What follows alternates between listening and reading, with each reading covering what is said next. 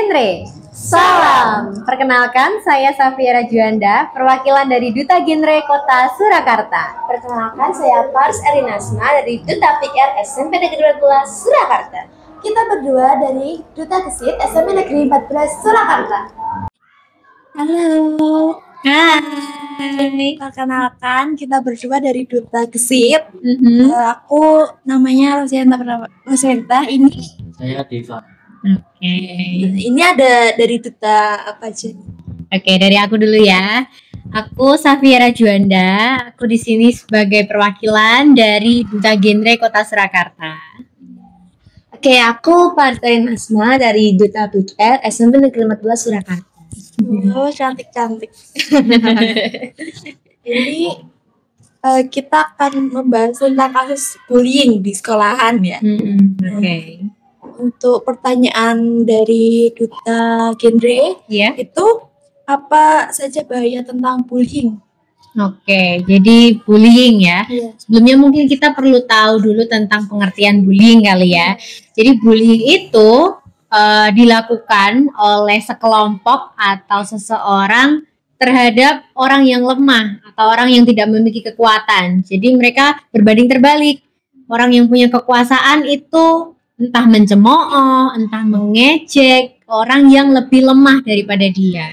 Dan biasanya kalau remaja ya, apalagi anak-anak sekolah itu mereka ingin kayak mencari perhatian gitu loh dari teman-teman. Iya, mereka ingin cari jati diri dengan cara yang salah, dengan cara mengejek temannya, dengan cara mencemooh temannya gitu sih. Terus kalau dampak bullying sendiri tadi ya, dampaknya itu jelas ke banyak aspek ya, apalagi aspek fisik. Iya, betul. Kalau dia fisik ya, misalkan ketika korbannya disakiti, disayat mungkin, atau dipukul, menyebabkan lebam pada tubuhnya. Dan juga kalau dampak psikologis, wah nggak main-main sih. Biasanya anak-anak yang terkena bullying itu mereka bisa mentalnya down gitu ya, nggak percaya diri jelas ya. Terus ada juga yang kadang nggak mau ikut sekolah, nggak mau ketemu teman-temannya gitu kan ya. Jadi dampaknya itu sangat signifikan gitu untuk si korban. Apa dampak bagi korban bullying gitu? Kayak habis kan ada beberapa aspek nih ya. Itu dampak yang sering terjadi di korban bullying itu kayak Iya, sering terjadi dan mungkin banyak happeningnya gitu ya, banyak rata-rata korban bullying alami gitu. Biasanya mereka akan mengurung diri, jauh dari aktivitas sosial. Mereka nggak mau ketemu teman-temannya, dan juga biasanya ketika teman-temannya lagi pada ketawa ketiwi gitu ya, dia malah lebih pilih untuk diam, mengurung gitu kan, karena dia sendiri malu gitu. Kemarin udah dibully, terus masa aku ikut gabung sama teman-temanku, kayak ngerasa bersalah sama dirinya sendiri gitu. gitu malah. Iya. Kalau penyebab dari bullying itu awal mula penyebabnya tuh Oke, mungkin kamu boleh jawab. Boleh, oke. Ini pertanyaannya apa gimana? awal mula penyebab dari bullying bisa Mungkin dari mungkin ya perumpamannya jadi dua orang. Nah, satunya mungkin satu orang siswa atau apa itu emang nggak suka sama satunya ini. Mungkin bisa aja dengan perasaan iri atau merasa tersaingin atau merasa dirinya tuh paling wah sendiri begitu. Mungkin mereka tuh berpikirnya aku bisa sih lebih dari kamu gitu. Terus kalau misal ya orangnya itu tuh bagus, wah dia tuh prestasi bagus banget gitu kan. Nah, satunya itu tuh juga pasti ada iri dengki. Nah, disitulah penyebab mulanya terjadinya bullying gitu. Jadi banyak sekali ya remaja ini ya Kak, banyak banget yang iri dengki, bahkan untuk mencari sebuah jati diri aja harus melakukan bullying gitu. menurut kakak-kakak ini dampak bullying secara sosial itu seperti apa? Oke, kalau secara sosial masih sama seperti tadi ya. Jadi dia dijauhi sama teman-temannya, dia jadi takut untuk speak up, bahkan beberapa korban bullying itu takut untuk melaporkan gitu kan. Betul, ya. Karena dia jadi kayak malah nanti kalau aku ditandain sama itu gimana ya? Jadi takutnya kalau tambah dibully lagi gitu.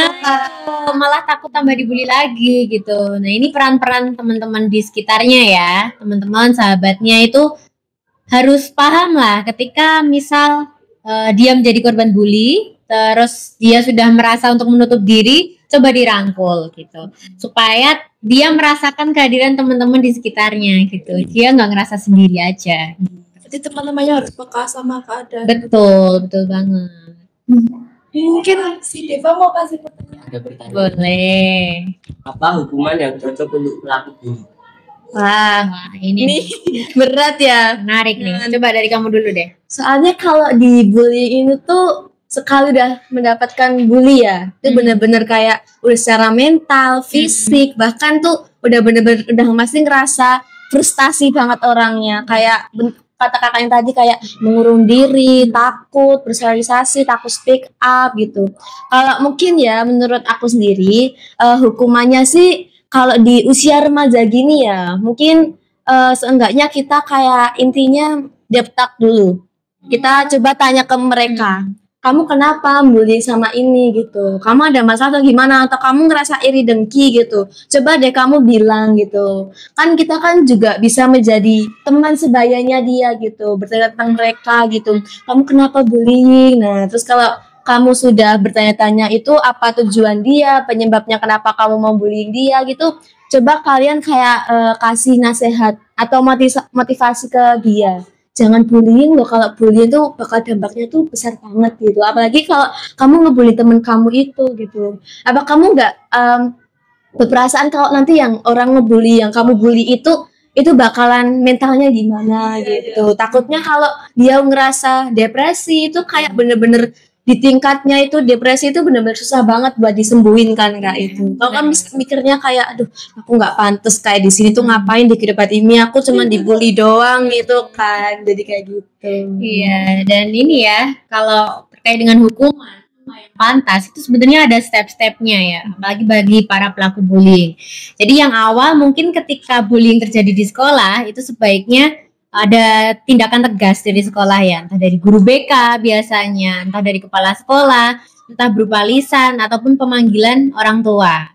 Nah nanti kalau sudah tingkatannya tinggi lagi, intinya pelakunya masih ngeyel kok masih bully terus, itu nanti bisa ini ya, masuknya adalah sudah pelanggaran hak asasi manusia dan juga melanggar hak anak. Kan anak berhak untuk dilindungi gitu kan ya. Jadi ketika anak tidak merasa terlindungi, ia berhak melaporkan ke pihak yang berwajib, pihak polisian, lalu juga akan ditindak oleh polisi. Jadi mungkin nantinya bukan pelaku dipenjara, cuman pelaku diberikan ya semacam nasihat dan juga arahan tapi dari pihak yang berwajib gitu. Tujuannya adalah supaya si pelaku ini jera gitu loh. Paham akan kesalahannya dan berjanji untuk tidak membuli lagi. Karena seperti itu benar-benar kayak di luar batas sekali. Iya, gitu.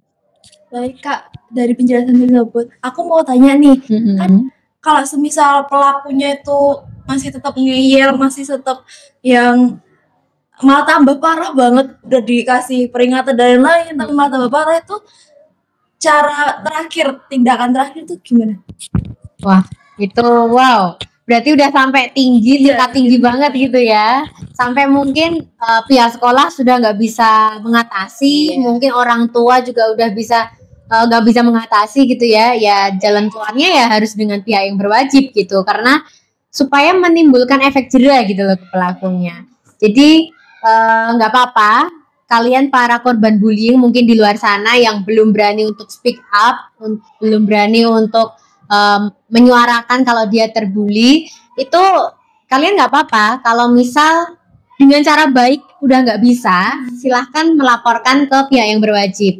Kebetulan di Kota Surakarta sendiri banyak sekali kanal pengaduan ya, ada lapor Pak Wali, ada juga dari DP3AP 2KB, itu bisa melaporkan apa saja yang kalian alami, kasus kekerasan, kasus bullying, entah kalian anak-anak, entah kalian SMP, SMA, semuanya bisa melaporkan. Jadi nanti di Dinas Kota Surakarta bisa dibantu untuk mediasi dan segala macamnya. Karena bullying itu nggak ada toleransinya ya. Apalagi dia berdampak banget sama psikologis. Apalagi ini sih, dia menimbulkan traumatik. Jadi mungkin dibulinya waktu SMP gitu ya, tapi lukanya masih membekas ketika dia dewasa. Sampai dewasa itu kepikiran terus. Iya. Jadi malah kayak nggak percaya diri gitu. Nah, betul banget. Jadi mungkin lebih awal lebih baik lah. Jadi selesaikan dulu sekarang. Silakan melaporkan jika benar-benar sudah mengganggu bullying tersebut. Dan jangan lupa untuk selalu minta bantuan orang-orang di sekitar kalian. Jangan merasa sendiri. Apa penyebab seseorang itu melakukan tindakan bully? Oke, ini dari pelaku nih berarti ya. Iya, pelaku.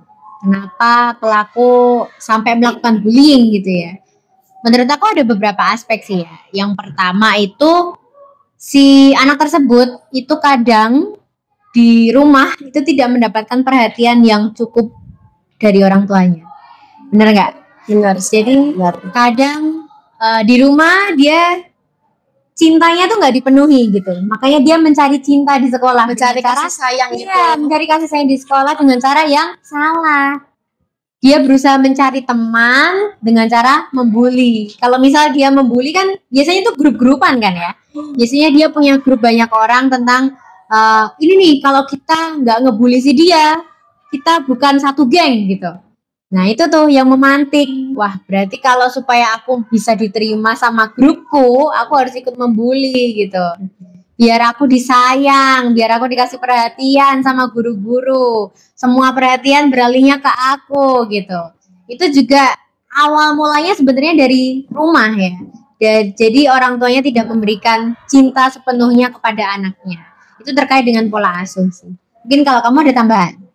Ya, aku sebenarnya sama kayak kakaknya gitu Hmm. ya. Mungkin ya bener sih. Itu mereka mencari kasih sayang pun Iya. juga salah gitu. Emang kalau kamu nggak dapet kasih sayang dari apa namanya orang tua atau dari rumah gitu. Mungkin kalau di sekolah kamu bisa nih kayak ngembangin bakat ya kak. Kan pasti kamu juga bakalan dilihat sama guru, wah orangnya tuh pinter gitu kan, wah dia tuh prestasi banget. Nah itu pun juga udah berupa kasih sayang gitu. Betul. Nah itu yang pertama ya. Lalu yang kedua itu ada bentuk normalisasi dari orang-orang di sekitar. Jadi menganggap bahwa bullying seperti ini tuh udah hal yang biasa gitu. Misal mengejek nama orang tua. Itu banyak banget ya.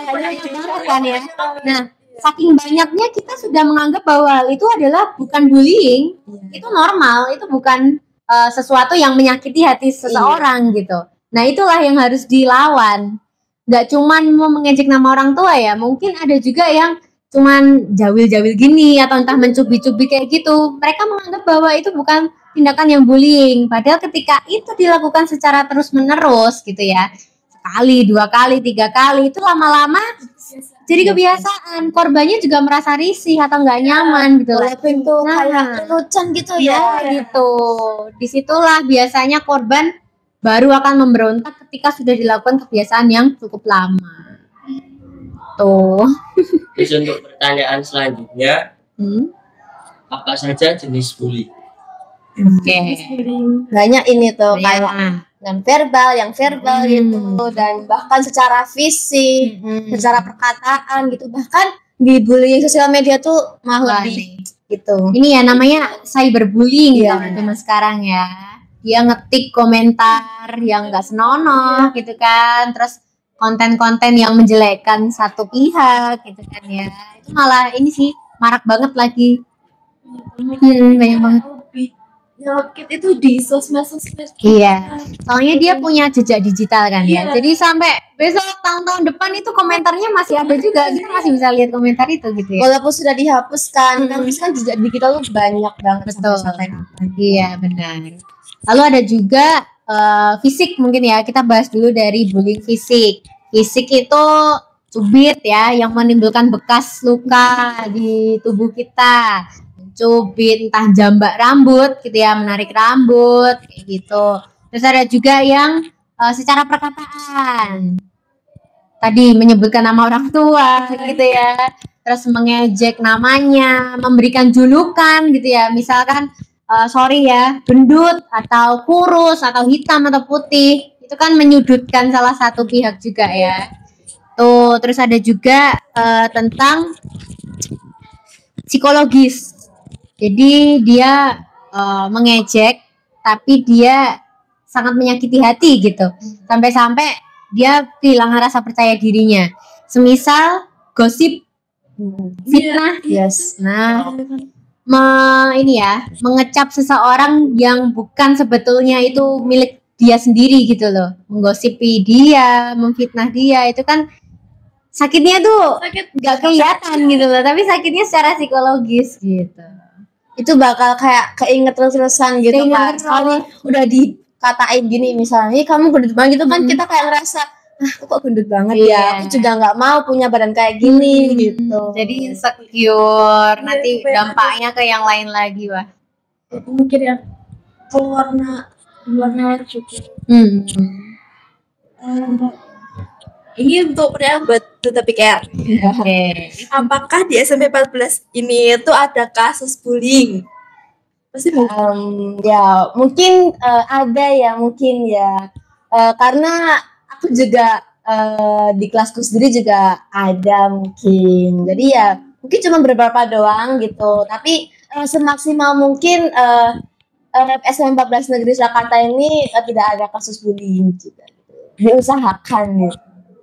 Iya, tentunya dari pihak sekolah kan juga udah punya barrier tertentu ya. Ketika ada korban bullying gitu, pasti kan langsung ditindak cepat oleh sekolah. Entah ditegur oleh gurunya, entar nanti diberi konsekuensi kayak gitu kan. Jadi memang bukan hanya peran si teman-teman aja yang harus bekerja sama, tapi gurunya juga, supaya betul-betul SMP 14 ini jadi sekolah yang ramah anak gitu ya. Gak ada kasus bullying, gak ada yang mengejek nama orang tua lagi gitu. Kalau emang ada kasus nih, nah, seperti apa yang pernah kalian tangani? Kayak tindakan pertama apa yang kalian lakukan? Ya, mungkin ya kalau misal benar-benar ada, ya mungkin benar juga itu mungkin sebisa mungkin mencoba menjadi teman dulu, walaupun kamu yang ngebully gitu, kita juga mencari tahu alasan dia, dan terus kita juga mencoba untuk mendamaikan gitu. Kita mendamaikan si pelaku dan si korban itu juga. Dan mungkin kalau menjadi korban tuh berat ya, karena itu udah benar-benar udah dibully, aku dibully, dikatain, terus secara langsung tuh emang misal udah maafin gitu, tapi secara di hati, di fisik, di mental tuh benar-benar susah banget ya. Itu benar-benar jadi korban bullying, dan itu pasti merasa kayak aku ngapain gitu loh di sini, aku cuman jadiin bullying doang, aku jadi gini-gini doang gitu, pasti ngerasa udah kayak kepikirannya di mana-mana. Jadi situlah di tingkat depresinya.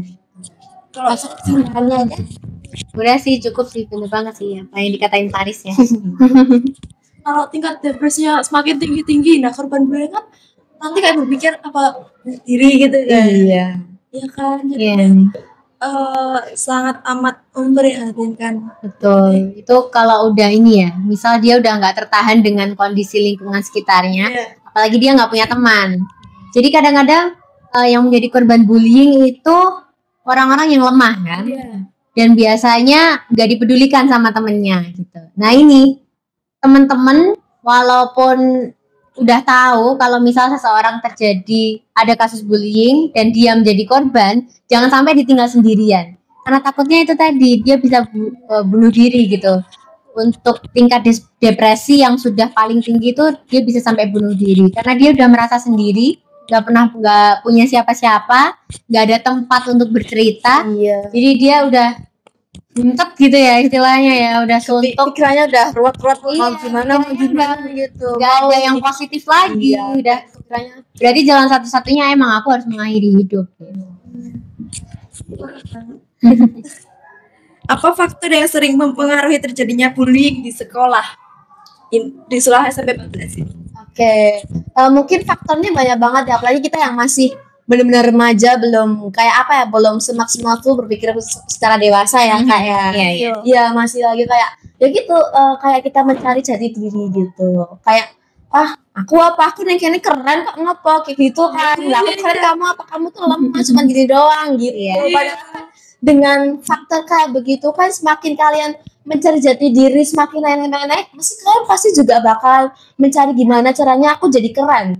gitu. Mungkin salah satu yang menjadikan adalah aku ngebully kamu gitu. Jadi kayak misal kamu di rendah, aku di tinggi gitu ya. Aku di tinggi gitu, aku seenaknya aja bilang ke kamu gitu kayak, iya apa sih kamu tuh jelek banget gitu kan, kayak misalnya kayak iya aku tuh cantik daripada kamu ya, kamu tuh jerawatan gitu. Nah bahkan bahkan cuman perkataan di fisik doang itu bakal terjadi ya kak di secara mental. Jadi kayak mereka si para korban itu kayak berpikir ya kayak, aduh aku dikatain aku emang nggak sesempurna ini gitu loh, aku juga pengen sempurna kayak kalian gitu. Bahkan kalau si korban tuh pengen speak up, pengen ngelawan tuh bakal juga si yang ini pelakunya ini juga bakalan nge-speak up lagi, lebih malahan, bahkan lebih ngeri malah.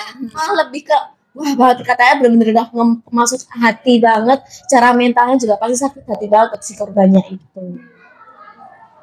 Dan apa ya, dari korban bullying itu juga kan kalau semisal si korban bullying speak up nih, nah si pelaku kayak buat hal apa ya, contoh bukti tapi yang bukan yang asli, jadi kayak dibikin gitu loh. Iya. Untuk dibuat-buat gitu kan ya. Dibuat-buat di depan orang biar aku tuh nggak gini loh sebenarnya, itu dia bohong gini. Iya. Nah, jadi si korban jadi kayak apa aku nggak usah speak up aja ya, juga sia-sia kan jadi speak up takut gitu nggak sih? takut. Jadi ya udah aku diam aja gitu. Kan diam kalau didiamin lama-lama kan jadinya diri sendiri kan yang depresi, yang bener-bener jadi malah numpuk rasanya kan ya. Jadi gak enak gitu kan. Apa kalau yang Duta PKR sendiri, program yang dapat mengurangi bullying di sekolah SMP 14 gitu. Oke, dari bermulai mungkin dari pihak sekolah juga kan, setiap sekolah tuh pasti ada edukasi ya, kayak sosialisasi tentang bullying. Nah, di situ dari edukasi mungkin kesadaran siswa pun mulai terbuka gitu, dampaknya bullying apa, dan bisa jadi dampak si korban dan si pelaku itu apa, dan itu juga bahkan banyak banget faktor-faktor ya, mungkin dari misal yang tadi bilang kayak satunya ngebully pasti yang lain juga ikut ngebully, karena ada sedikit kayak geng satu sih kayak wah aku bully sama orang ini nih, aku keren kan, kayak ngerasa dianya tuh kayak terkenal di sekolah dia ngebully dia gitu. Dari melalui edukasi dan sosialisasi gitu mungkin kesadaran siswa mulai lebih sadar lagi gitu kalau dampak bullying itu apa gitu, dan bagi kesehatan siswa juga dari secara mental, fisik gitu. Ini terakhir ya, buat Duta PKR terakhir.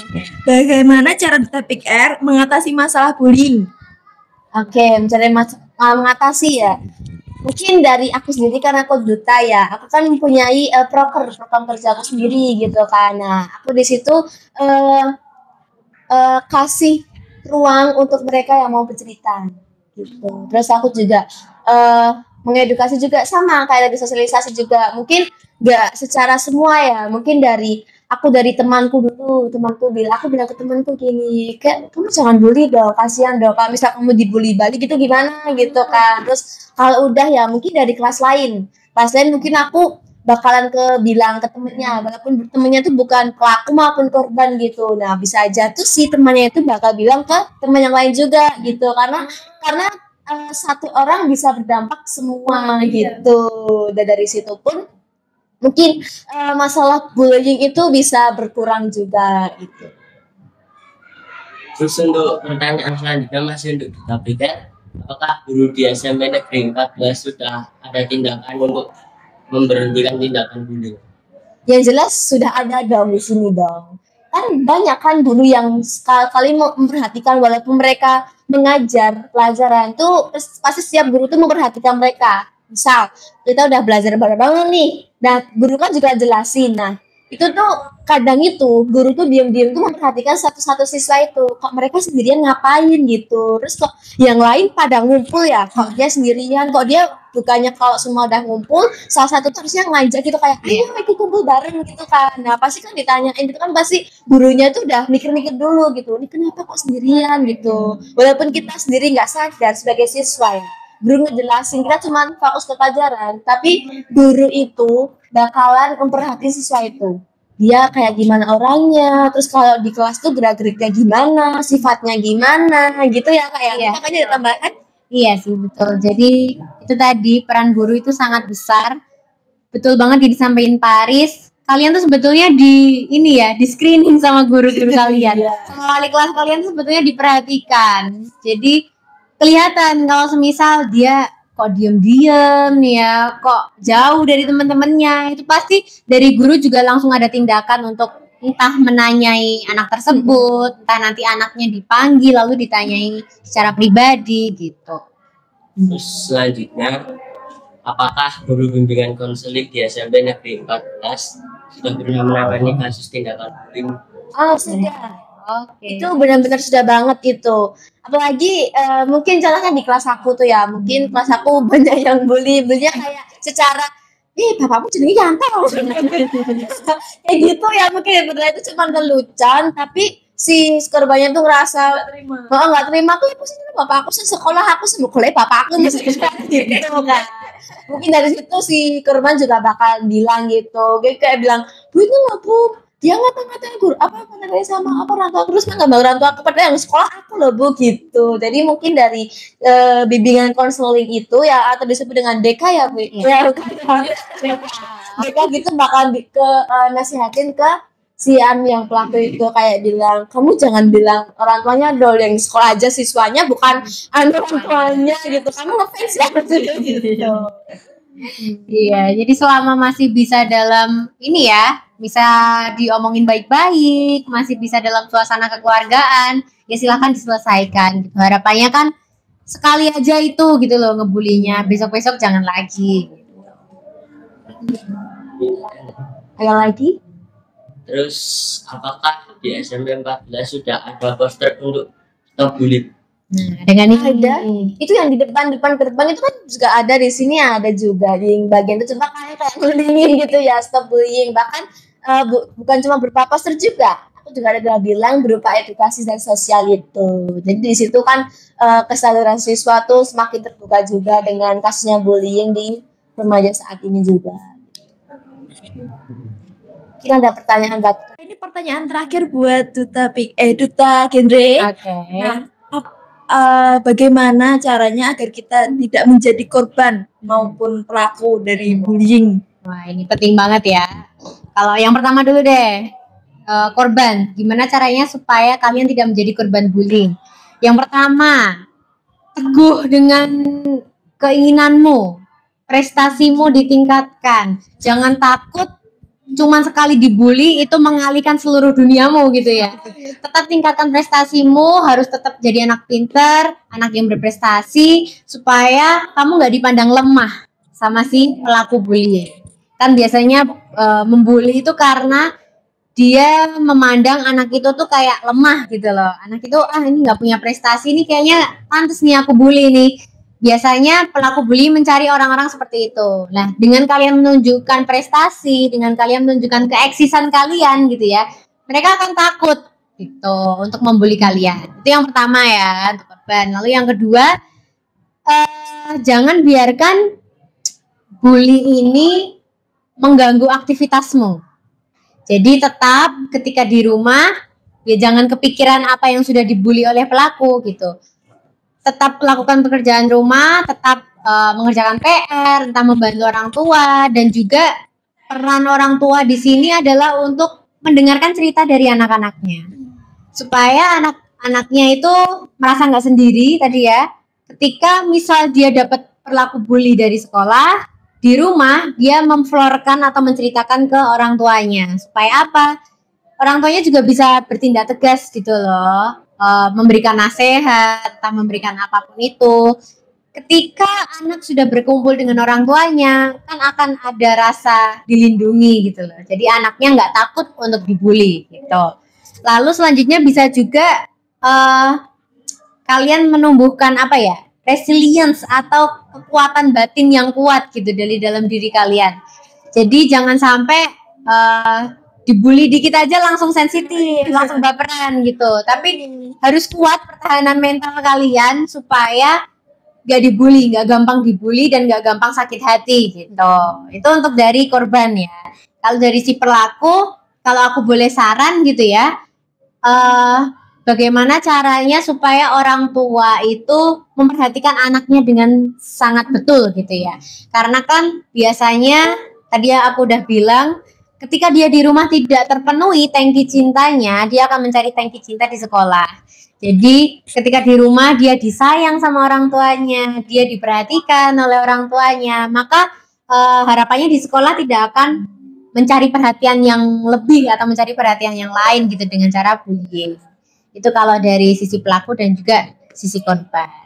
Ditambahan nggak mungkin? Mungkin ada ya dari mungkin dari korban juga tuh kan pasti ngerasanya kayak gimana di fisik mentalnya. Nah, mungkin lebih didekatin lagi ke batinnya kuatnya lagi gitu ya. Mungkin dari misalnya aku udah dibully, nah aku nggak boleh dong apa kayak menyendiri terus. Aku bisa buktiin gitu. Aku bisa mungkin dari mengembangkan bakat tuh. Kamu ngebully aku ya. Nah, bakatku bisa gini-gini, nah kok bisa apa gitu. Mungkin dari situ si pelaku bakalan mikir kayak, oh iya aku kok mana ya ngebully dia ya, bahkan dia loh bakat, terus dia punya prestasi kok aku cuman bisa ngebully gitu. Nah mungkin dari pelakunya pun bakal sadar kalau ya dia tuh salah ngebully gitu, salah mencari target gitu. Kayak gitu ya, cukup. Berarti harus orang tua kan peran orang tua juga penting tuh. Iya. Jadi kayak harus dirangkul, bener-bener dirangkul. Kalau enggak ya kayak gitu jadinya. Jadi kayak kurang kasih sayang yang bener-bener. Aku juga pengen disayang gitu dong. Ini udah sekian. Terima kasih atas podcast hari ini. Terima kasih, jawaban kalian sangat amat just. Kita dari Duta Gesit mau pamit undur diri. Terima kasih. Ini ada kayak salam gitu nggak dari Duta Gen? Oh ya, kalau genre itu tangannya gini. Salam genre gitu. Salam genre. Salah. Coba ya, 1, 2, 3. Salam genre.